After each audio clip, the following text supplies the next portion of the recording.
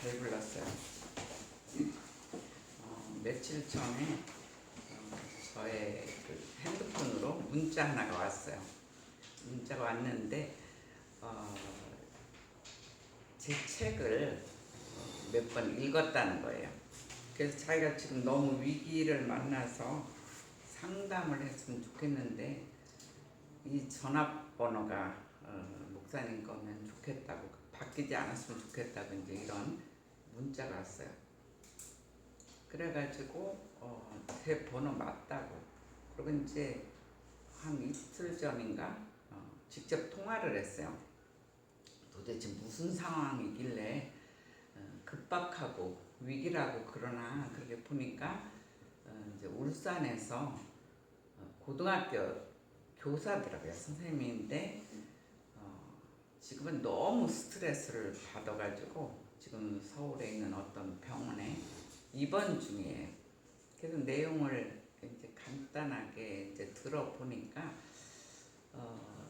이제 어떤 학생 하나를 도와준 거예요. 근데 그 학생이 조금 정상화가 아니고 약간 미숙아예요. 생각이 조금 부족하고 그리고 막 학교도 심심하면 빠지고 가끔씩 또 문제도 일으키고 막 이러다 보니까 몇 번이나 학교에서 퇴학을 맞을 뻔했대요.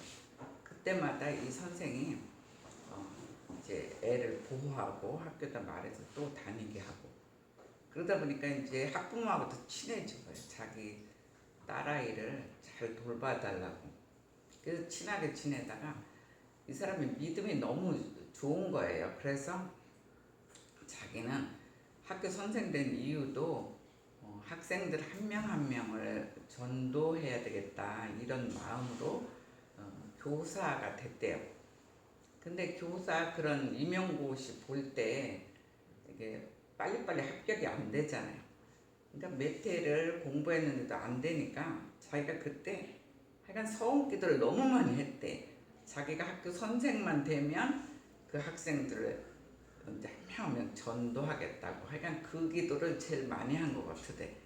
그러고 나서 자기 반 아이들을 한 명 한 명 전도했고, 그 아이도 교회로 전도하니까 애가 점점 좋게 변했었대요. 굉장히 성실하게 변하고 또 정신질환도 조금 덜 나타나고 그렇게 잘 되다가 이 아이가 이제 이번에 고등학교 아마 1학년 정도 됐나 봐요.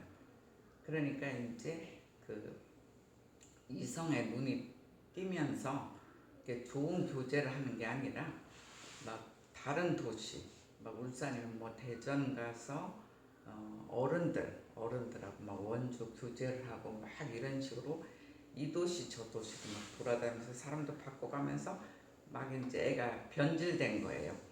그래서 선생님 잡아다가 이제 그건 아니다, 그렇게 가면 안 된다고 엄청 혼내켜도 주고, 그런데도 이제 애가 이제 점점 그쪽으로 이제 발전되니까 할 수 없이 부모한테 얘기했대요. 얘가 지금 이런 정도니까 애를 잘 감시해야 될 것 같다 이제 이렇게 했는데, 그때부터 이제 선생하고 이 학생이 막 어그러지는 거예요. 왜냐면 한 선생은 선행적으로 인도하려고, 이 학생은 이제 막 그 본능적인 그쪽으로 막 빠져가지고 막 이제 다투기 시작하는 거예요. 그러니까 학교는 더 안 나와요. 학교를 올해는 뭐 거진 빠져가지고 학교에서도 이건 진짜 퇴학이다, 이거 이제 그만 봐주라고 그럴 정도로 됐대요. 됐는데 이 아이가 이 선생을 어떻게 하면 꼼짝을 못하게 할까 이렇게 연구를 하다가 자기 엄마한테 이 선생이 자기는 그렇게까지 정신질환은 아닌데 병원에 가서 검사라고 해가지고 정신질환 그걸 딱 이렇게 딱지가 됐다 이제 그런 식으로 부모한테 얘기한 거예요. 근데 그 부모가 솔직히 태어나면서부터 애가 그런 애니까 안다고요. 아는데도 그게 이제 완전히 딱 어두운 영이 함께한 거죠. 완전히 그 엄마한테 이렇게 되고, 이 아이는 이제 곧 또 취직을 해야 된대요. 근데 정신질환이라는 그게 있으면 취직이 안 되잖아요. 그래가지고선 학교로 찾아오기 시작한 거야. 부모가 찾아와서 막 데모 아닌 데모를 하고 학교 교장실도 가고 뭐 막 여기저기 가는데 최근에 와서는 너무 심하게 뭐 어느 날은 칼도 들고 뭐 어느 날은 도끼도 들고 와가지고 완전히 학교를 난장판에 놓고 자꾸 가니까 아무래도 안 되겠다 해서 이제 이게 법적으로 이렇게 이제 된 거예요. 법적 이제 싸움이 일어났는데 막 돌아다니면서 다데 뭐 교육부 교육청도 가서 이제 이 사람을 막 모함하는 거예요. 이 교사를. 그리고 이 부모도 좀 모자라가지고 이 선생을 완전히 파멸을 시키면 자기 애가 정신질환이라는 그것에서 모면할 수 있다 이렇게 생각한 거예요. 그러니까 막 그러다가 병원을 갔대요. 이 선생이 그래서 그런 거지 우리 아이는 정상이라고. 그런데 그 의사가 이미 다 체크한 걸 그거를 반복할 수는 아닌 거잖아요. 그래서 이건 안 된다 이제. 그러니까 막 이 선생 때문에 그렇다 해가지고 지금 막 또 이모까지 와가지고 난장판이래. 그러니까 너무 힘들게 하니까 교장 선생 하루는 불러가지고 그냥 1,000만 원 주고 합의 보고 끝내라 그러더래. 근데 그렇게 하다 보면 이 사람들이 그게 맛이 들어서 점점 이제 범죄하게 생겼고 처음엔 하도 지겨워서 그냥 그렇게 끝날려고 그랬대. 근데 이제 상황이 그러다 보면 그 사람들이 더 선행으로 시작한 게 악행하는 사람으로 되겠구나 이래서 지금 이제 법정 그런 중이라 그래요. 근데 너무 막 시달리다 보니까 자기가 오히려 요새 정신질환처럼 막 이렇게 마음이 편안치가 않고 어느 날 혼자 가만히 생각하니까 아우 내가 이렇게까지 살아야 되나, 이렇게 살 바엔 차라리 죽는 게 안 난가, 뭐 이런 자살 충동까지 일어나니까 거기서 병원에 입원했다가는 그들이 또 병원을 안 찾아오겠어요. 그래서 거기 있는 병원이 아예 멀리 이쪽으로 입원시키게 써줬나 봐요. 그래가지고 아마 그 이제 곧 저를 이제 한번 만나야 돼요. 막 그런 상황이 말도 안 되는 상황이 이제 벌어졌어요. 그래서 저는 이게 처음에는 그 교회가 조금 의심스러웠어요. 교회가 약간 이단이라 막 그런 데다 넣으니까 뭐라고 하는 거 아닌가? 인간적으로는 말이 안 되는 이야기라 내가 미안하지만 교회가 좀 문제가 있지 않냐 그랬더니 자기네 교회는 저기 정상이라고 이제 어떤 교회 이름도 밝히고 목사님도 밝히고 또 거기다 통합 측이에요. 우리가 통합 측이거든요. 장로회 중에. 그래서 교회는 안 그래요.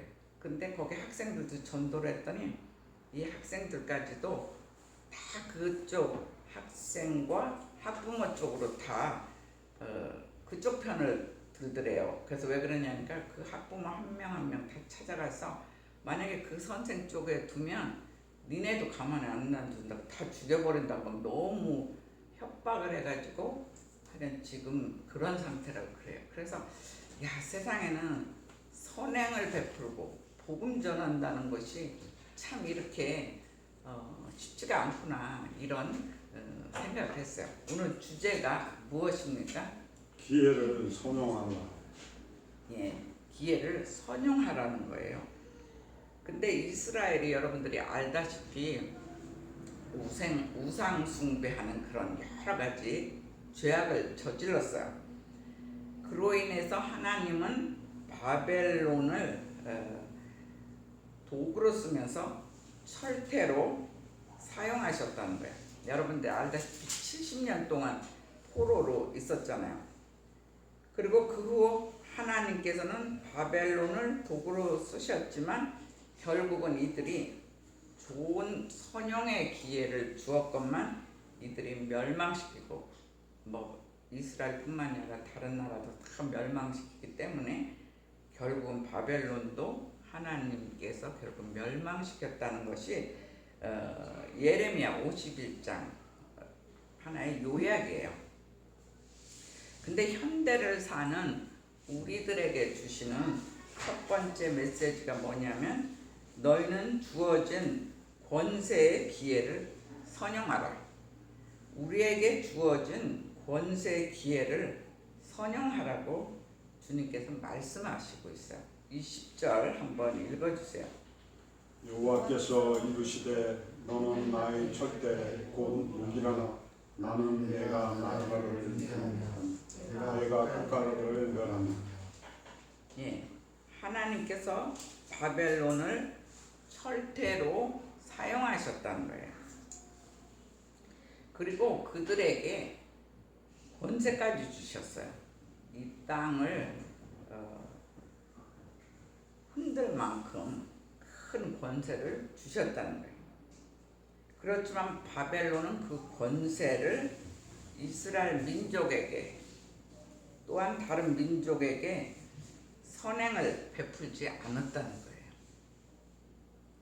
그래서 잠언 29장 2절에 보면 나라에 의인이 많으면 백성이 즐거워하고 악인이 권세를 잡으면 백성이 탄식하느니라 이렇게 얘기했어요.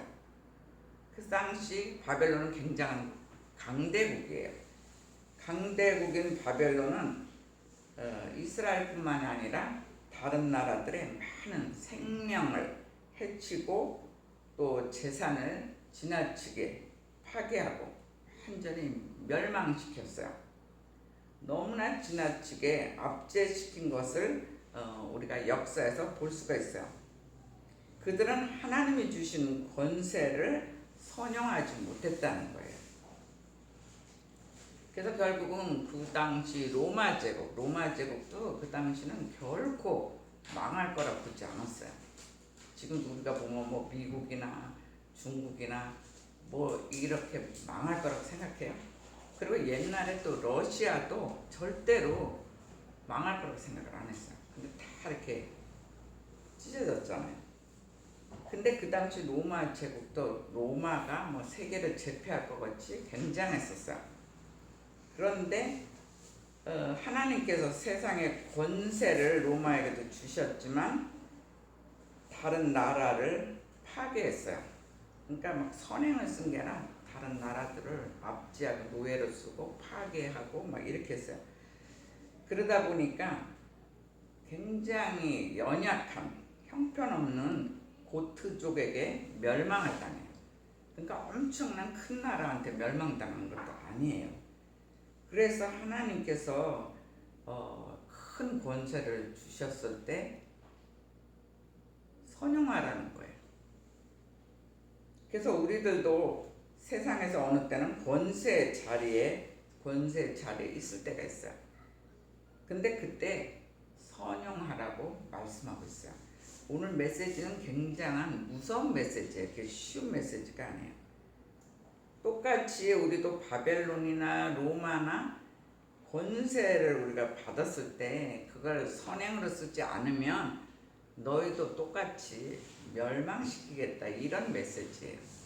그러니까 우리가 얼마나 올바로 사느냐, 그 선행의 기회에 똑바로 사느냐, 이건 굉장히 중요하다는 것을 저희들에게 알려주고 있어요.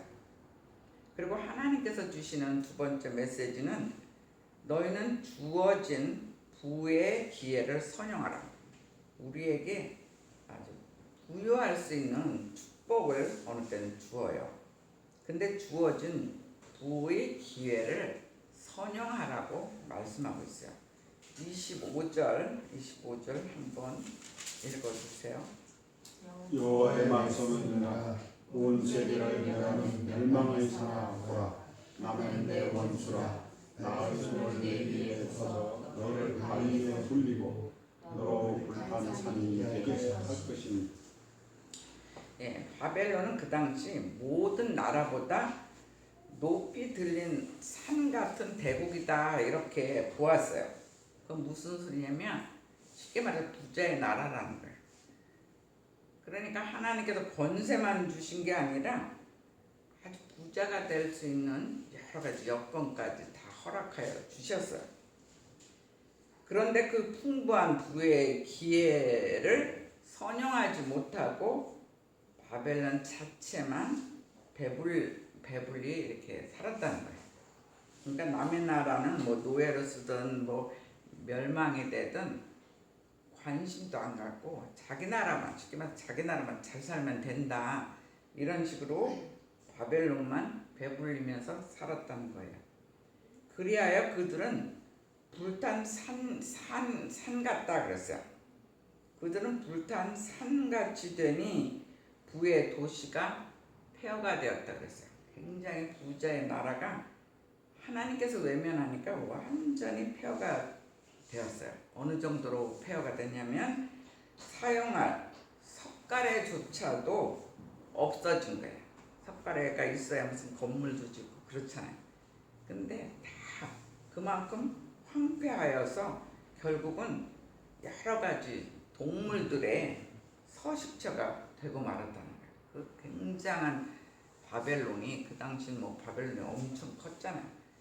근데 다 얼마나 무너지고 황폐해졌으면 동물의 서식처가 되었다는 것을 볼 수가 있어요.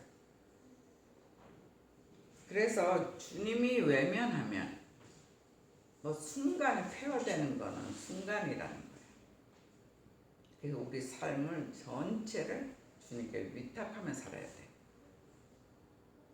어느 때는 막 권세도 주시고 부유함도 주시고 하지만 그거를 선행으로 그 기회를 선행으로 쓰지 못할 때는 멸망한다는 것을 오늘 계속 얘기하고 있어요.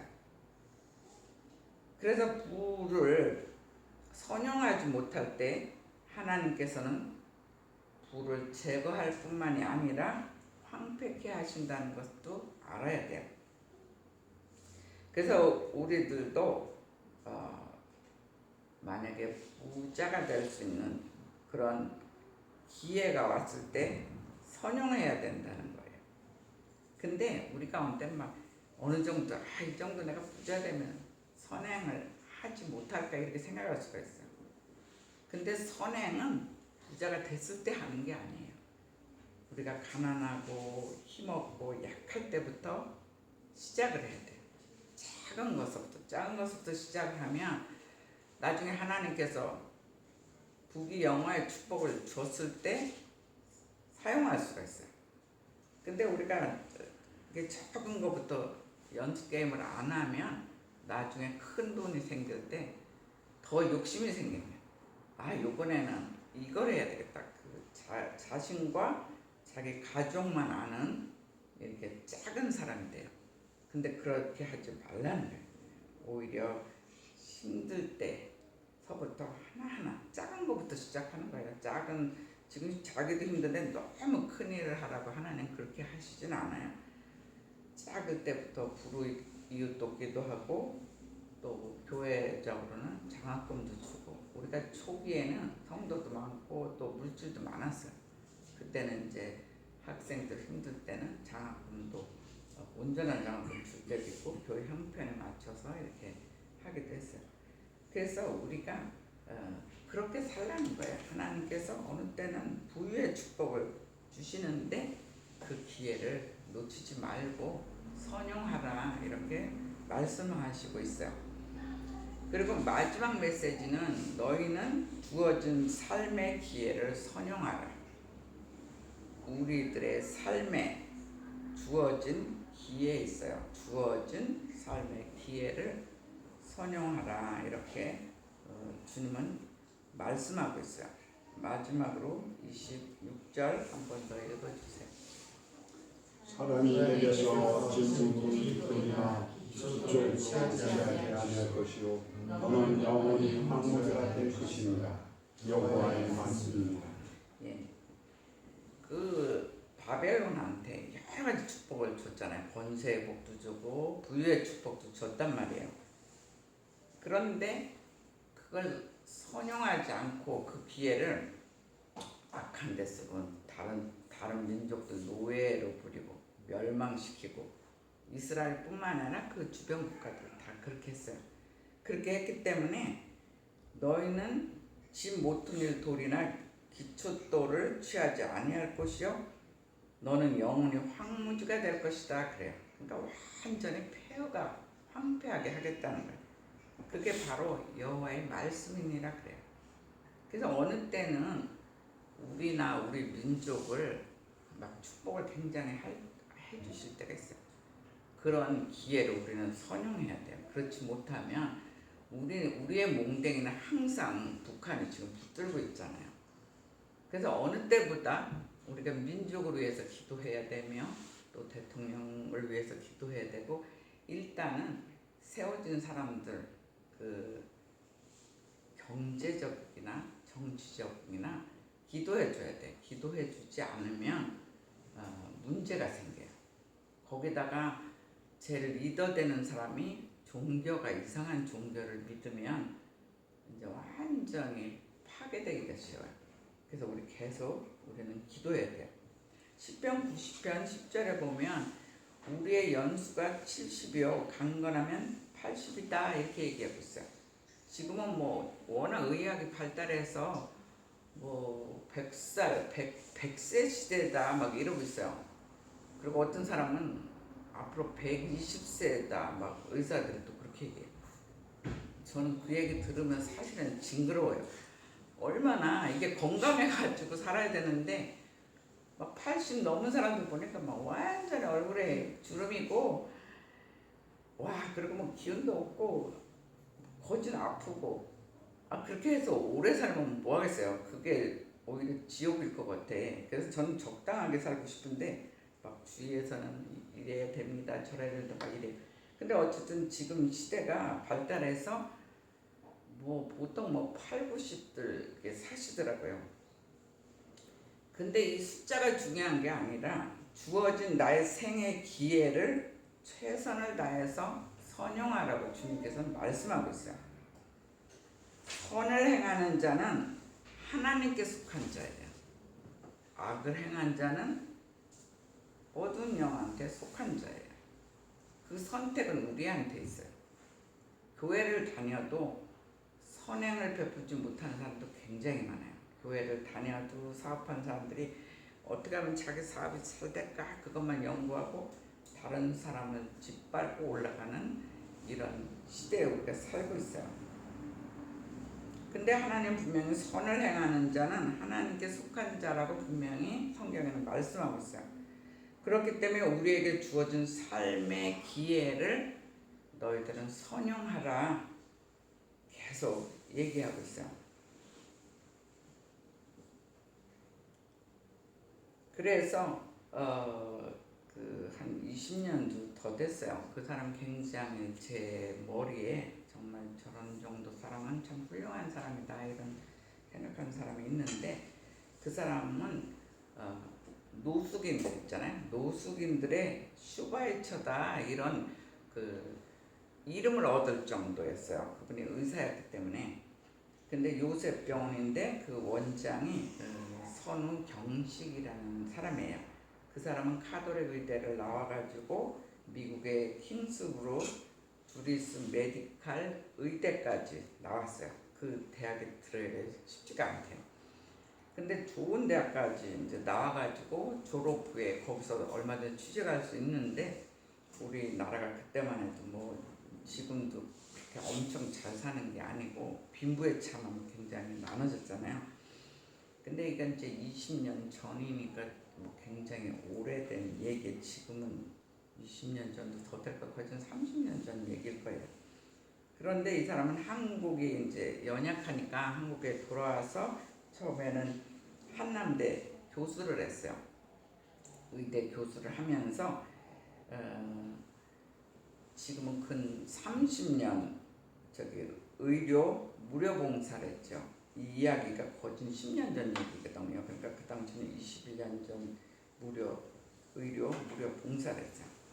그러니까 교수하면서 의료 봉사 하려니까, 무료 봉사하니까 얼마나 힘들었겠어요. 그런데 요셉병원 환자들이 주로 어떤 사람들이냐면 노숙자, 알코올 중독자, 또 외국인 노동자 수십만 명, 그 당시 42만 명이 그 병원을 다녔다 그래요. 그러니까 보통 사람들은 안 가요. 그냥 가면은 뭐 술 취한 사람들을 막 환자를 만나고 술 냄새 온통 나고, 노숙자니까 막 온몸에서 찢은 때 나고 막, 이렇게 보통 사람들 사실 가지도 않아요. 근데 그런 사람들을 위해서 무료 봉사를 수십 년 한 그 의사분이 있어요. 그래서 후원금으로 병원을 운영했어요. 그래서 1년에 무료 치료했는데 약 30년 전에 1,000만 원이 마이너스였어요. 1년간 무료 봉사를 하니까 자기 막 계속 이쪽에서 벌어가지고 이쪽에서 이제 계속 쓴 거예요. 그러니까 30년 전에 1,000만 원은 큰 돈이에요. 지금은 1,000만 원 하면 그래도 우리가 좀 만질 수도 있는 돈이잖아요. 근데 그 당시는 이게 억대 돈이나 마찬가지로 돈 상황이 큰 돈이에요. 근데 그렇게 막 빚지면서도 막 계속 꾸준하게 1년을 버틴겼어요. 그러다 보니까 처음으로 지원받은 게 빵과 우유를 지원을 받고 점점 제약회사로부터 약을 지원받고 또 의료기 그런 데서 의료기도 지원을 받아요. 그러니까 사람들이 막 후원도 해주고 그래서 지금까지 존재하고 있어요. 그럼 무슨 소리냐? 한 사람의 희생과 헌신이에요. 이 사람이 다행히 또한 크리스찬이에요. 그래서 한 사람의 희생과 헌신으로 그런 많은 사람들이 병자들이 깨끗하게 치료가 됐다는 거예요. 알코올 중독자들은 치료가 안 돼요. 근데 이 사람이 얼마나 기도해 주면서 해줬는지 1년이 지나니까 이 사람들의 모습이 달라졌다고 그래요. 막 술 취하고 난리치고 막 그런 사람들이 병원에 오더니 병원 오는 날만큼은 그 전날 목욕을 하고 좀 깨끗이 하고 노숙자들도. 그래서 지금은 일반 사람들 같이 깨끗하게 이렇게 다닌다고 그래요. 그러니까 한 사람의 헌신이 많은 사람을 해결할 수 있는 구원의 길을 열었다는 거예요. 근데 우리 교회 교인들은 하나님이 그렇게 살기를 원해요. 자기 혼자 부자고 호리호식해서 사는 게 아니라 정말 우리 교회도 부유의 축복을 주세요. 그 기도를 해요. 안 하다가 이제 했는데 그건 왜냐? 교회가 부자가 돼야 어려운 사람을 도울 수가 있거든요. 자기조차도 막 힘들면 남 도와주기 참 어려워요. 그래서 성전 기도를 안 하다가 성전 기도를 하기 시작했어요. 근데 그런 것을 기도하니까 조그만큼씩 그림자가 보여요. 지금은. 그래서 우리 역시 한 번의 생애에서 기회를 선용해야 한다는 거예요. 저는 특별히 어떤 걸 하고 싶으냐면 우리 교회에 오는 어려운 학생들은 전부 다 교회 장학금으로 공부시키고 싶은 그런 꿈이 있어요. 다른 것보다. 그래서 한 사람이 정말 부모한테 힘들게 태어나면 아무리 머리가 좋아도 공부할 기회를 놓치거든요. 그래서 그 놓치는 기회를 교회에서 학생들 공부시키고 좀 그러고 싶다 하는 제 소견이 있어요. 근데 우리에게 주신 한 번의 생애에 정말 그 기회를 선용하라고 주님은 말씀하시고 있어요. 이것이 하나님의 뜻이라는 거예요. 그래서 우리의 삶 속의 선행만이 내가 주님께 영광이 된다는 것을 또한 말씀하고 있어요. 그래서 우리는 주님께 기쁨이 되어야 돼요. 우리가 사는 이유가 하루하루 사는 것이 나 때문에 하나님이 기쁨이 돼야 돼요. 나로 통하여 주님께서 내가 너 때문에 기뻐하노라. 내가 너를 사랑하노라. 그런 소리를 들을 정도로 우리의 믿음이 커져야 돼요. 그것이 우리 삶의 또한 선행이 또한 하나님께 영광이 된다는 거예요. 이런 귀한 축복이 임하시는 하나님의 사람이 되시기를 주님의 이름으로 축원합니다. 아멘. 여러분들이 먼저 기도하세요. 나에게 어떤 권세를 줬는데 내가 잘 선용을 했는지 한번 깊이 깨달으면서 기도하시기 바랍니다.